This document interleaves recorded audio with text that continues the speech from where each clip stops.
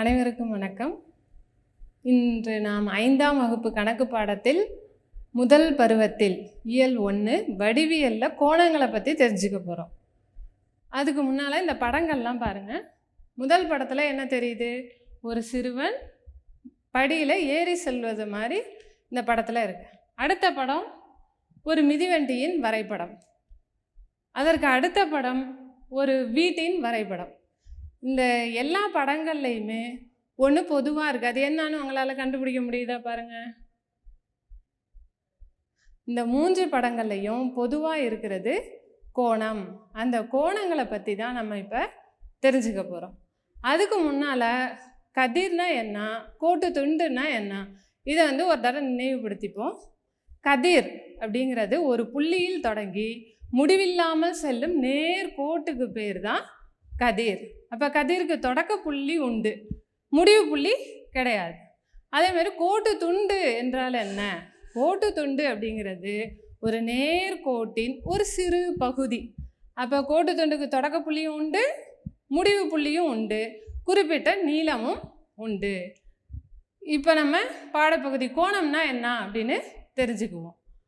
கோணம் அப்படிங்கிறது 2 கதிர்கள் ஒரு புள்ளியில் சந்திக்கும் போது 2 கதிர்களுக்கும் இடைப்பட்ட இடைவெளியை தான் கோணம் அப்படின்னு சொல்கிறோம்.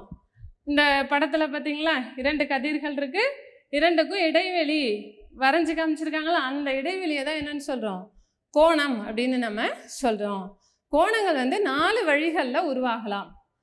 ஃபஸ்ட்டு 2 கதிர்கள் ஒரு புள்ளியில் சந்திக்கும் போது நமக்கு கோணம் உருவாகிறது. அடுத்து பார்த்தோம்னா 2 கோட்டு துண்டுகள் ஒரு புள்ளியில் சந்திக்கும் போதும் கோணம் உருவாகிறது. 2 நேர்கோடுகள் ஒரு புள்ளியில் வெட்டி கொள்ளும் போதும் கோணம் கிடைக்குது. வெட்டி கொள்ளும் போது வெட்டும் புள்ளிக்கு மேலே ஒரு கோணம், கீழே ஒரு கோணம், வலப்பக்கம் ஒரு கோணம், இடப்பக்கம் ஒரு கோணம். அப்போ 4 கோணங்கள் உருவாகிறது.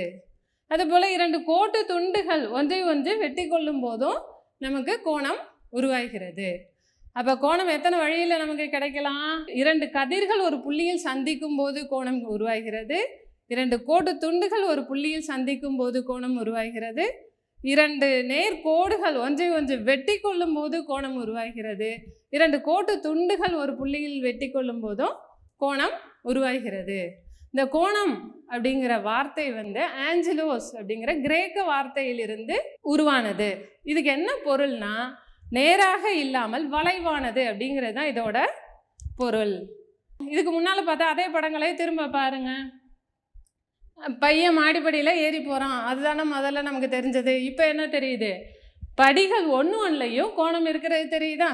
சிவப்பு வண்ணத்தில் குறியிட்டு காமிச்சிருக்காங்க. ஒவ்வொரு படியிலையும் நமக்கு கோணம் உருவாகிறது தெரியுது. அடுத்து அந்த மிதிவண்டி வரைபடம் பாருங்கள். அதில் எங்கெல்லாம் கோணம் இருக்குதுன்னு குறிப்பிட்டு காமிச்சிருக்காங்களா? அப்போ கோணம் எங்கெங்கே இருக்குது அப்படிங்கிறது நமக்கு தெரியுது.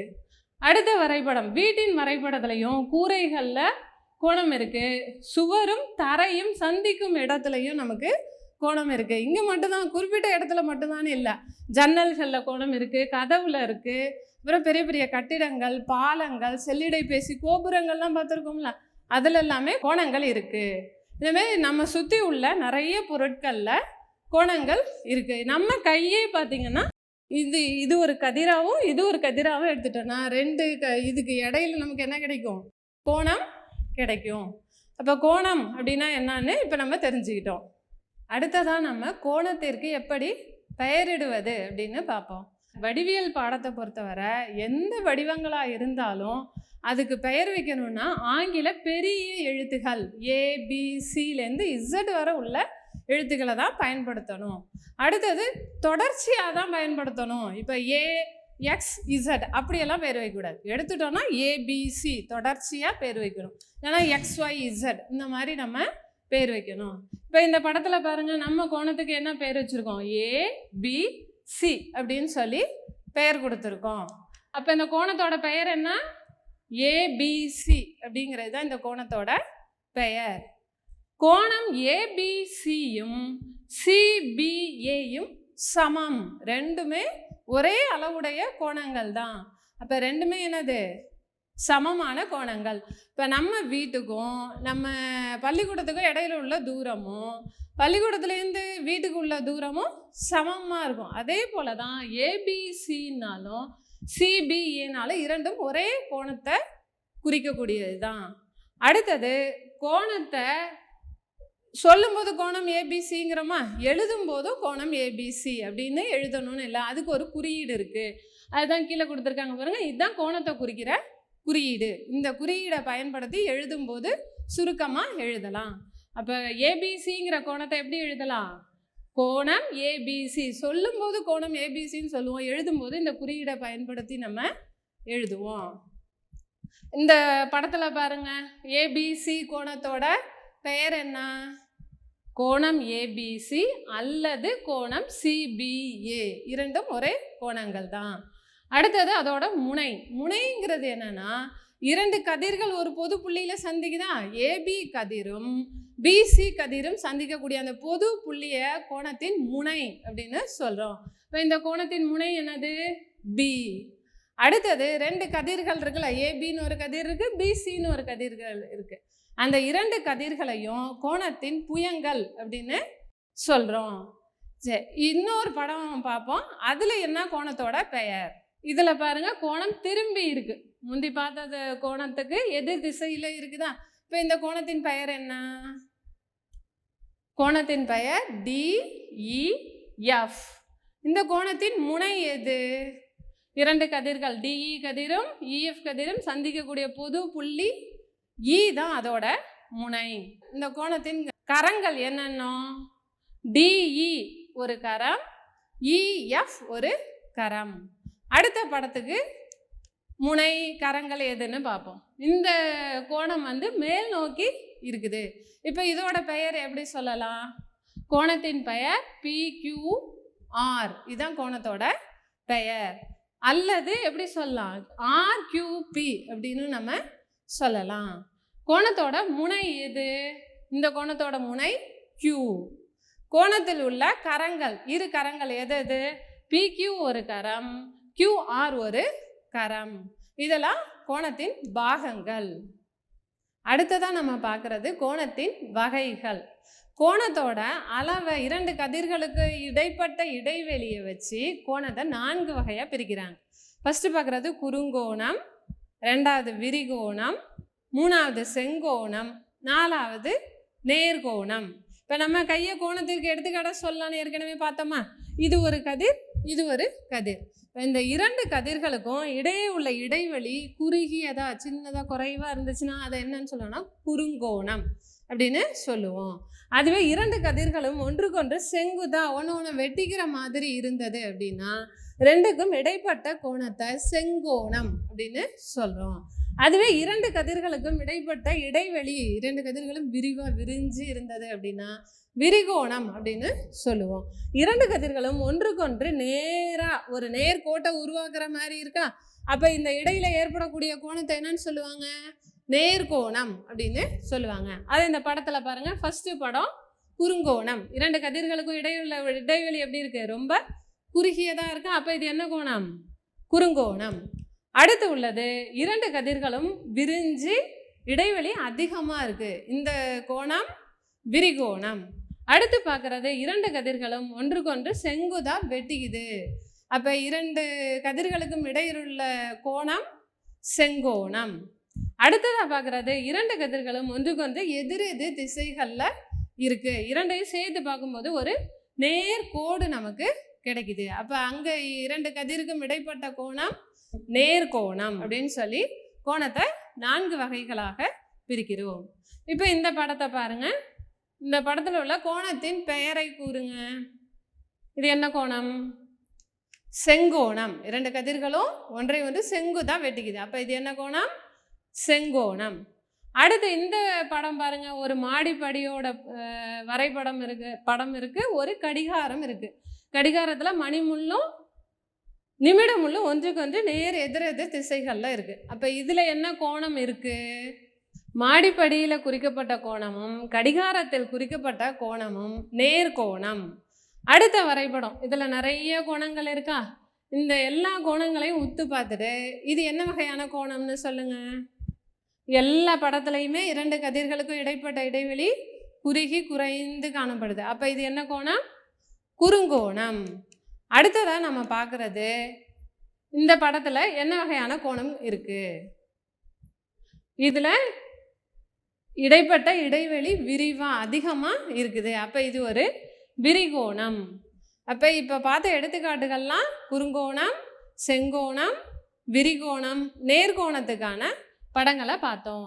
நம்ம புத்தகத்தில் 22வது பக்கத்தில் ஒரு படங்கள்லாம் வரிசை கொடுத்துருக்காங்களா, இது என்ன வகை அப்படின்னு கண்டுபிடிச்சி நம்ம அந்த கட்டங்களில் நிரப்பணும். அடுத்ததாக நம்ம பார்க்க போகிறது கோணத்தை துல்லியமாக அளவிட எந்த கருவி பயன்படுது அப்படின்னு பார்க்க போகிறோம்.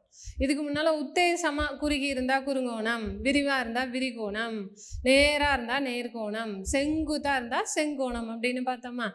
எல்லாத்தையும் இப்படி உத்தேசமாக சொல்ல முடியாது. இப்போ கோட்டு துண்டோட நீளம் என்ன பண்ணுவோம், ஸ்கேல் வச்சு அளந்து சொல்லுவோம்.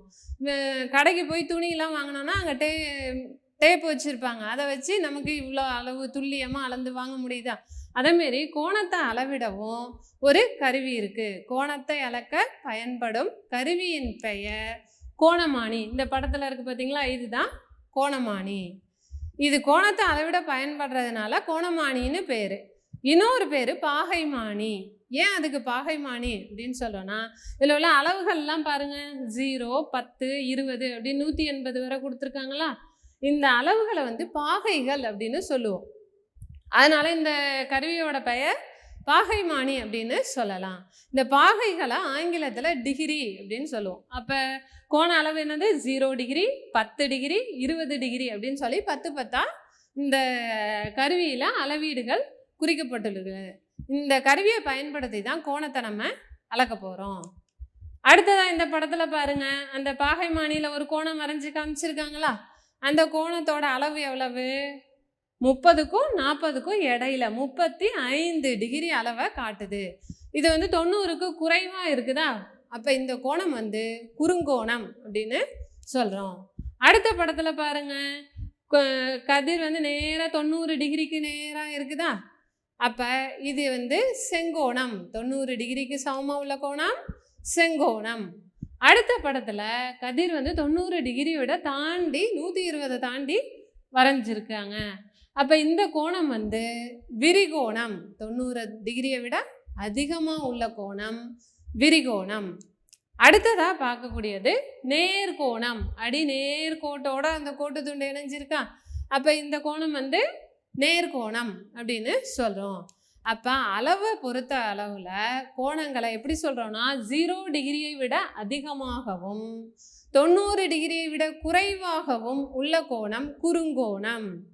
அதே சமயம் 90 டிகிரியை விட அதிகமாகவும் 180 டிகிரியை விட குறைவாகவும் உள்ள கோணம் விரிகோணம். 90 டிகிரிக்கு சமமாக உள்ள கோணம் செங்கோணம். 180 டிகிரிக்கு சமமாக உள்ள கோணம் நேர்கோணம் அப்படின்னு சொல்லி கோணத்தை அளவீடுகளை பொறுத்து துல்லியமாக 4 வகையில் நம்ம சொல்லலாம். இந்த அளவுகள்லாம் என்ன கோணம்னு சொல்லுங்கள். 30 degree, 45 degree, 90 degree, 120 degree, 170 degree, 180 degree. இந்த அளவீடுகளை வச்சு இது என்ன வகையான கோணம். இப்போ இந்த 30 டிகிரியை பாகைமானியில் அளந்து பார்ப்போமா. பாகைமானியில் பாருங்கள், 30 டிகிரி எங்கே இருக்குது, 90 விட குறைவாக இருக்குது. 0 டிகிரியை விட அதிகமாக இருக்குது, 90 டிகிரியை விட குறைவாக இருக்குது. அப்போ இது என்ன கோணம், குறுங்கோணம். அடுத்து பாருங்க, 90 டிகிரி. இது என்ன வகையான கோணம், 90 டிகிரிக்கு நேராக சமமாக உள்ள கோணம் செங்கோணம். அடுத்த இதில் பாருங்க, கதிர் 120 டிகிரிக்கு நேராக இருக்குது, 90 விட அதிகமாக இருக்குது, 180 விட குறைவாக இருக்குது. 90 விட அதிகமாகவும் 180 டிகிரியை விட குறைவாகவும் உள்ள கோணம் விரிகோணம். அப்போ இந்த கோணம் விரிகோணம். அடுத்த இது பாருங்க, 170 டிகிரி. ஏறக்குறைய நேர்கோடு போல தெரியுதா, ஆனாலும் இது 180 விட 10 டிகிரி குறைவாக இருக்குது. 1 டிகிரி குறைவாக இருந்தாலுமே அதை என்னன்னு தான் சொல்லணும், விரிகோணம் அப்படின்னு தான் நம்ம சொல்லணும். இங்கே 170 டிகிரி அப்படிங்கிறது 180 விட குறைவாக இருக்குது. அப்போ இந்த கோணம் விரிகோணம். 179 டிகிரியும் என்னன்னு தான் சொல்லணும், விரிகோணம் தான் சொல்லணும். சரியாக 180க்கு நேராக வந்தால் மட்டும்தான் அந்த கோணத்தை நம்ம நேர்கோணம் அப்படின்னு சொல்லணும். அடுத்து இந்த படத்தில் பாருங்கள், நேராக 180க்கு நேராக இருக்கா, அடிக்கோடோடே இருக்கா. அப்போ இந்த கோணம் தான் நேர்கோணம். அப்போ இதில் நம்ம என்ன தெரிஞ்சுக்கிட்டோம், 30 டிகிரி குறுங்கோணம், 45 டிகிரி குறுங்கோணம், 90 டிகிரி செங்கோணம், 120 டிகிரி விரிகோணம், 170 டிகிரி விரிகோணம், 180 டிகிரி நேர்கோணம் அப்படின்னு சொல்லி தெரிஞ்சுக்கிட்டோம். இப்போ கோண அளவுகளை வச்சு கோணங்களை எப்படி வகைப்படுத்துறது அப்படின்னு நம்ம தெரிஞ்சுக்கிட்டோம். இப்போ நம்ம பயிற்சியில் உள்ள வினாக்களுக்கான விடைகளை பார்ப்போம். 0 டிகிரியை விட அதிகமாகவும் 90 டிகிரியை விட குறைவாகவும் உள்ள கோணம் என்ன கோணம்? குறுங்கோணம். 0 டிகிரியை விட அதிகமாகவும் 90 டிகிரியை விட குறைவாகவும் உள்ள கோணம் குறுங்கோணம். அடுத்தது 90 டிகிரியை விட அதிகமாகவும் 180 டிகிரியை விட குறைவாகவும் உள்ள கோணம் என்ன கோணம்? 90 டிகிரியை விட அதிகமாக இருந்தால் அது விரிகோணம். 90 டிகிரியை விட அதிகமாகவும் 180 டிகிரியை விட குறைவாகவும் உள்ள கோணம் விரிகோணம். அடுத்ததாக பார்க்குறது 2 செங்கோணங்கள் இணைக்கும் போது உருவாகும் கோணம் எது அப்படின்னு கேட்டிருக்காங்க. 2 செங்கோணம், செங்கோணம்னா இந்த எல் ஷேப்பில் இருக்கிறது ஒரு செங்கோணம். அடுத்து இதே போல் இன்னொன்று சேர்த்தோம்னா நமக்கு என்ன கிடைச்சிரும், ஒரு நேர்கோடு கிடைச்சிருமா? இப்போ 2 செங்கோணங்களை இணைக்கும் போது என்ன கோணம் கிடைக்கும்? நேர்கோணம் கிடைக்கும். அடுத்ததாக ஒரு முக்கோணத்தின் வரைபடம் இருக்கா, அதில் எத்தனை கோணங்கள் இருக்குது? 3 கோணங்கள் இருக்குது. கோணம் ஏ, கோணம் பி, கோணம் சி. இதில் எந்த கோணம் விரிகோணம்? கோணம் சி தான் விரிகோணம். அடுத்தது ஒரு கடிகாரம். இந்த கடிகாரத்தில் என்ன நேரம் காட்டுது? 2 மணி 20 நிமிஷம். மணி முள் 2க்கு நேராக இருக்குது, நிமிடம் முள் 20க்கு நேராக இருக்குது. இந்த 2 முள்ளுக்கும் இடைப்பட்ட கோணம் என்ன வகையான கோணம்? 2க்கும் இடைப்பட்ட இடைவெளி ரொம்ப குறுகியதாக சின்னதாக இருக்குது. அப்போ இது என்ன வகையான கோணம்? குறுங்கோணம். அடுத்ததா கீழே நிறைய எழுத்துக்கள், ஆங்கில எழுத்துக்கள் கொடுத்துருக்காங்களா? என்னென்ன எழுத்து? எல், கே, இசட், என். இந்த எழுத்துக்களில் எந்த எழுத்து செங்கோணத்தை உருவாக்குது? எதில் 2 கதிர்கள் ஒன்றை ஒன்று செங்குத்தாக வெட்டிக்கிற மாதிரி இருக்குன்னு பாருங்கள். முதல் எழுத்து எல். எல்லில் ஒரு 2 கதிர் மாதிரி எடுத்துட்டோன்னா 2க்கும் இடையில செங்கோணம் கிடைக்குதா? அப்போ இதில் சரியான விடை எது? எல். அடுத்ததாக நம்ம பார்க்குறது நிறைய 4 வகையான கோணங்கள் கொடுத்துருக்காங்க. இதில் செங்கோணத்தை மட்டும் வட்டமிட சொல்லியிருக்காங்க. என்ன வகையான கோணம்? முதல் கோணம் என்ன வகையான கோணம்? குறுங்கோணம். அடுத்தது செங்கோணம். 3ஆவதாக இருக்கிறது விரிகோணம். 4ஆவதாக இருக்கிறது அது செங்கோணம் மாதிரி தெரிஞ்சாலும் அது நல்லா உத்து பார்த்தோன்னா அது குறுங்கோண வகையை தான் சேர்ந்தது. சரியா செங்குத்துன்னா 90 டிகிரிக்கு சமமாக இருந்தால் மட்டும்தான் செங்கோணம். இது லைட்டாக சாஞ்சிருக்கிறதுனால அது செங்கோணம் கிடையாது. இப்போ சரியான செங்கோணம் எது? பி, 2வது தான் சரியான விடை. அடுத்ததாக பார்க்குறது ஒரு படம் கொடுத்துருக்காங்க, கோணம். இது என்ன வகையான கோணம் அப்படின்னு கேட்டிருக்காங்க. இதில் என்னது? இப்போ பார்த்தோம்ல எல் மாதிரியே 2 கதிர் வெட்டிக்குதான். அப்போ இது என்ன கோணம்? செங்கோணம். செங்கோணம் அப்படின்னா அதோட கோண அளவு எவ்வளோன்னு பார்த்துருக்கோம், 90 டிகிரி செங்கோணம். இப்போ கீழே உள்ளதில் எது சரியான விடை? 90 டிகிரி தான் சரியான விடை. அடுத்ததாக ஒரு நகைவெட்டியின் வரைபடம் இருக்கா? அந்த நகைவெட்டியோட வரைபடத்தில் என்ன கோணம் இருக்குது? நகைவெட்டியோட வரைபடத்தில் குறுங்கோணம் இருக்குது. அடுத்தது சமையலறையில் பயன்படுத்தக்கூடிய இடுக்கி, சூடான பொருளை தூக்குறதுக்காக நம்ம பயன்படுத்துவோம்ல, அந்த இடுக்கியோட வரைபடம். இதில் என்ன கோணம் இருக்குது? இந்த இடுக்கியில் உள்ள கோணம் குறுங்கோணம். இந்த படத்தை பாருங்கள், இதில் குறிக்கப்பட்டுள்ள ஒரு கோணம் மட்டும் குறித்து காமிச்சிருக்காங்களா? அது என்ன வகையான கோணம்? இந்த கோணம் செங்கோணம். அடுத்த படத்தில் ஒரு கத்திரிக்கோளோட படம் கொடுத்துருக்காங்க. அதோட ஒரு கோணம் குறித்து காமிச்சிருக்காங்களா? அது என்ன வகையான கோணம்? குறுங்கோணம். அடுத்த படம் பாருங்க. இதுல குறிக்கப்பட்டுள்ள கோணம், அந்த படத்துல ஒரு கோணம் குறிச்சு காமிச்சிருக்காங்களா, அது என்ன வகையான கோணம்? விரிகோணம். அடுத்த படம் பாருங்க, இணைகரத்தோட வரைபடம். இதுல ஒரு கோணம் குறிச்சு காமிச்சிருக்காங்களா, இந்த குறிக்கப்பட்டுள்ள கோணம் என்ன கோணம்? விரிகோணம். அடுத்த படம் சாய் சதுரத்தோட வரைபடம். இதுல ஒரே ஒரு கோணம் குறிச்சிருக்காங்க, அந்த குறிக்கப்பட்டுள்ள கோணம் என்ன வகையான கோணம்? குறுங்கோணம். இதுலயும் ஒரே ஒரு கோணம் குறிச்சு காமிச்சிருக்காங்க, அந்த குறிக்கப்பட்டுள்ள கோணம் என்ன வகையான கோணம்? விரிகோணம். அடுத்தது ஒரு கடிகாரம். இந்த கடிகாரத்துல நிமிடமுள்ளுக்கும் மணிமுள்ளுக்கும் இடைப்பட்ட கோணம் என்ன கோணம்? செங்கோணம். அடுத்து இந்த கடிகாரத்தில் காட்டக்கூடிய மணிமுள்ளுக்கும் நிமிடமுள்ளுக்கும் இடைப்பட்ட கோணம் என்ன வகையான கோணம்? விரிகோணம். இதை மாதிரி இன்னும் நிறைய எடுத்துக்காட்டுகள் நம்ம சொல்லிக்கிட்டே போகலாம். நம்ம அன்றாட சூழ்நிலையில் நம்ம சுற்றி உள்ள பொருள்கள் ஒன்றுலையுமே என்ன கோணம் இருக்குது என்ன கோணம் இருக்குது இப்படி பார்த்தோன்னா எல்லாத்துலேயும் என்ன இருக்குன்னா குறுங்கோணம், செங்கோணம், விரிகோணம், நேர்கோணம், இந்த 4 வகையான கோணங்களை தான் நம்மளால் பார்க்க முடியும்.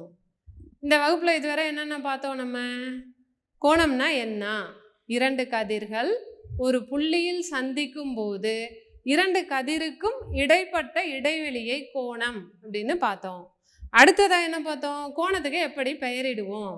கோணத்துக்கு ஆங்கில பெரிய எழுத்துக்களை பயன்படுத்தி ABC இல்லைன்னா PQR, அதுவும் இல்லைன்னா XYZ இந்த மாதிரி பெயரிடணும் அப்படின்னு பார்த்தோம். அதுக்கு அடுத்து என்ன பார்த்தோம்? கோணத்தோட பாகங்கள், 2 கதிர்களும் சந்திக்கக்கூடிய அந்த பொது புள்ளிய முனை அப்படின்னு பார்த்தோம். அடுத்தது இந்த கதிர்கள் AB கதிர், BC கதிர், இந்த 2 கதிர்களும் கோணத்தின் புயங்கள் அப்படின்னு பார்த்தோம். அதுக்கு அடுத்ததாக கோணத்தோட வகைகளை பார்த்தோம்.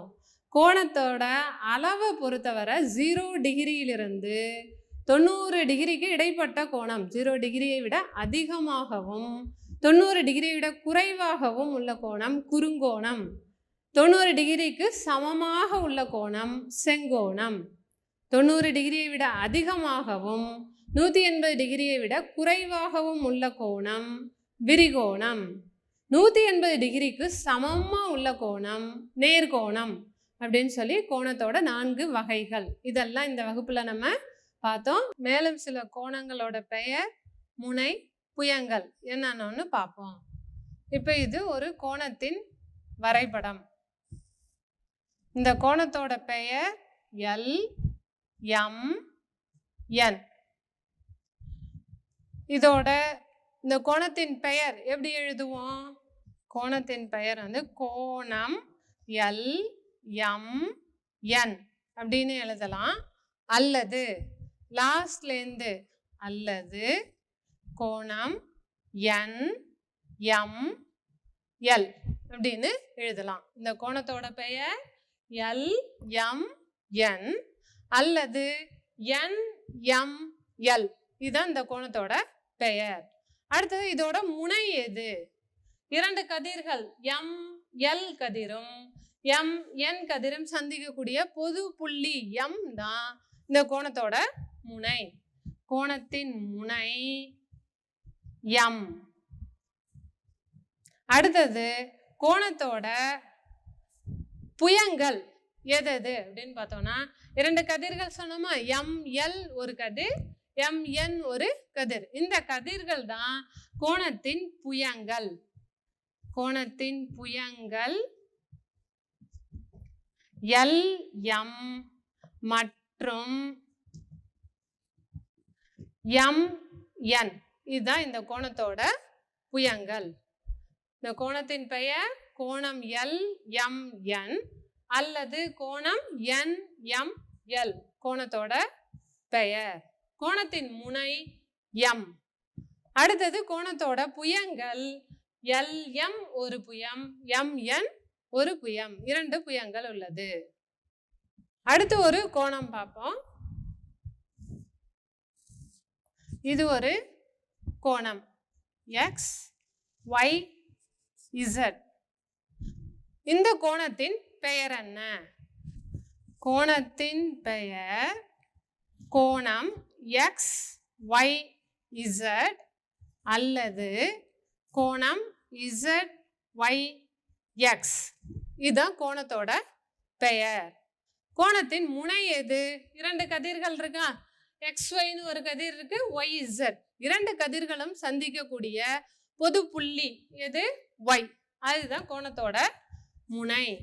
கோணத்தின் முனை Y. அடுத்தது கோணத்தின் புயங்கள் எது? இரண்டு கதிர்கள் பார்த்தோமா, XYன்னு ஒரு கதிர், YZன்னு ஒரு கதிர். இந்த கதிர்கள் தான் கோணத்தின் புயங்கள். கோணத்தின் புயங்கள் YX மற்றும் YZ. இது ரெண்டு கோணத்தின் புயங்கள். இந்த கடிகாரங்கள்ல மணிமுள்ளுக்கும் நிமிடமுள்ளுக்கும் இடையில கோணங்கள் இருக்கு. அது என்ன வகையான கோணம்? முதல் கடிகாரத்துல இரண்டுக்கும் இடைப்பட்ட இடைவெளியை வச்சு இது என்ன வகையான கோணம்னு சொல்லலாம்? குறுங்கோணம். அடுத்த கடிகாரம் பாருங்க, இதுல மணிமுள்ளுக்கும் நிமிடமுள்ளுக்கும் இடையில் உள்ள இடைவெளி அதிகமா இருக்கா? இது என்ன வகையான கோணம்? இது விரிகோணம். அடுத்ததா இந்த கடிகாரத்துல நிமிடமுள்ளுக்கும் மணிமுள்ளுக்கும் இடைப்பட்ட கோணம். கோணம் அப்படின்னா நேரா ஒரே திசை நோக்கி தான் இருக்கணும்னு இல்லை. மேல் பக்கம் இருக்கலாம், கீழ்ப்பக்கம் இருக்கலாம், வலது பக்கம், இடது பக்கம், எப்படி வேணாலும் திரும்பி இருக்கலாம். ஆனா இடைவெளி எப்படி இருக்கு அப்படின்னு பார்க்கணும். குறுகியதா இடைவெளி இருந்ததுன்னா குறுங்கோணம், விரிவா இருந்ததுன்னா விரிகோணம், இரண்டு கதிர்களும் செங்குத்தா வெட்டி கொள்ற மாதிரி இருந்ததுன்னா செங்கோணம். அந்த இடைவெளியை தான் பார்க்கணுமே தவிர திசையை நம்ம பார்க்க கூடாது. அப்ப இந்த படத்துல வர கோண அளவு செங்கோணம். அப்ப இந்த வகுப்புல என்னென்னலாம் தெரிஞ்சுக்கிட்டோம்? நம்ம கோணம் என்றால் என்னன்னு தெரிஞ்சுக்கிட்டோம், கோணத்துக்கு எப்படி பெயரிடுவது அப்படின்னு தெரிஞ்சுக்கிட்டோம், கோணத்தோட வகைகள் என்னென்ன அப்படின்னு தெரிஞ்சுக்கிட்டோம்.